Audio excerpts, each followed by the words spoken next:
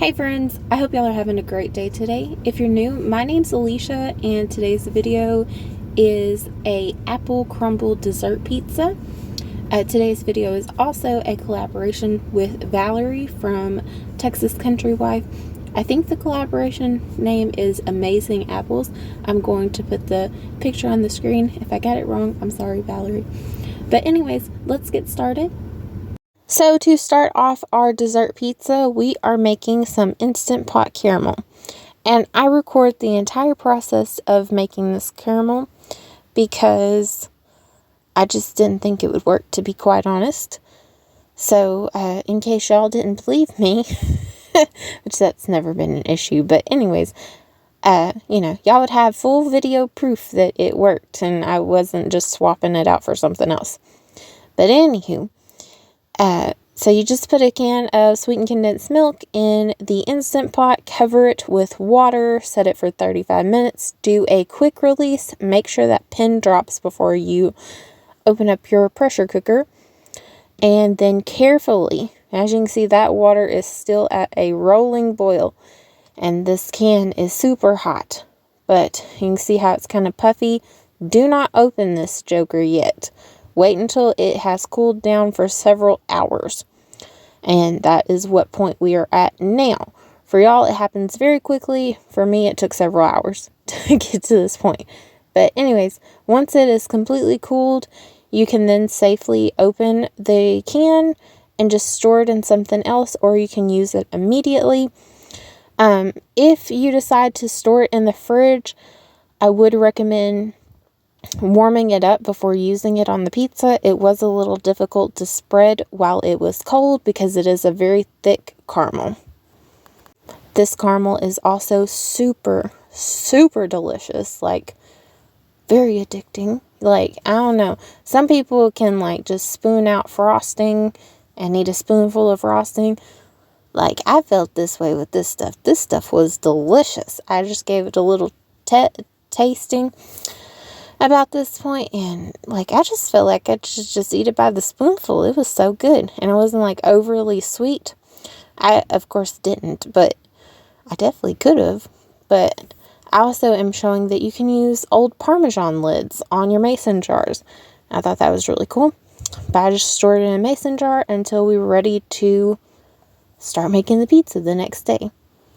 So I'm actually starting out with the crumble topping. I've already got my caramel done, as y'all just saw. I also, prior to making this, had a pizza dough rising or proofing, but I'm going to leave the crumble recipe in the description box. You just need butter, flour, brown sugar, regular sugar, salt, and cinnamon.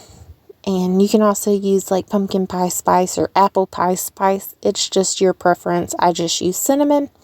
And then you'll just want to crumble it together until it's nice and crumbly like this. And then I've also got 5 large apples that I'm going to chop up and core. For me, I am going to leave, or for this pizza, I am going to leave the skins on. You do not have to. If you don't like the skins, then you can most certainly peel those off. You can also make it easier on yourself and use like a can of spiced apples or apple pie filling maybe.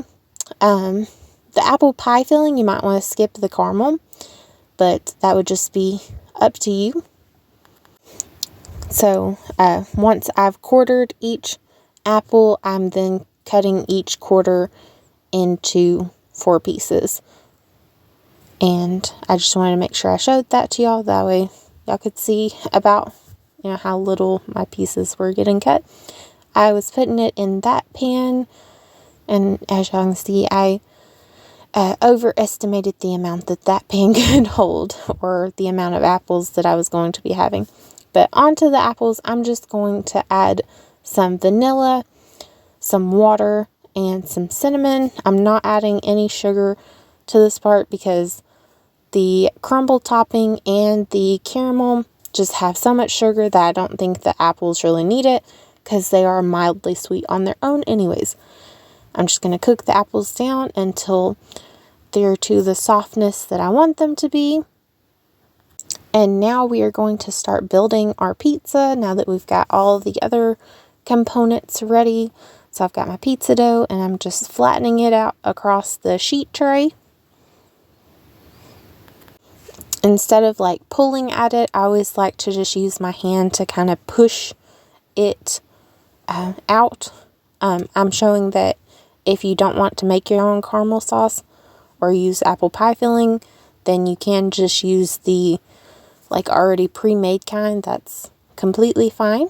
But you just want to spread it out across the pizza and then add your apples on top of the caramel and spread them out as best as you can. I was going to originally kind of line them up and make them look like really pretty, and then I decided that I just didn't really want to do that. So you could also add the apples and caramel together, and then you wouldn't have to like spread them out separately if you wanted to. I didn't think of that until after the fact. But now I'm just drizzling the leftover cinnamon applesauce. I didn't want it all to be in the middle of the pizza. That's why I didn't do it ahead of time.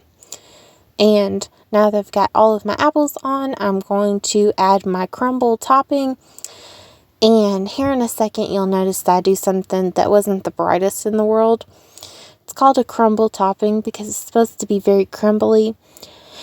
And I press mine into my pizza. You don't want to do that because then it's not going to look as pretty. It still tastes just as good, but it just doesn't look very pretty.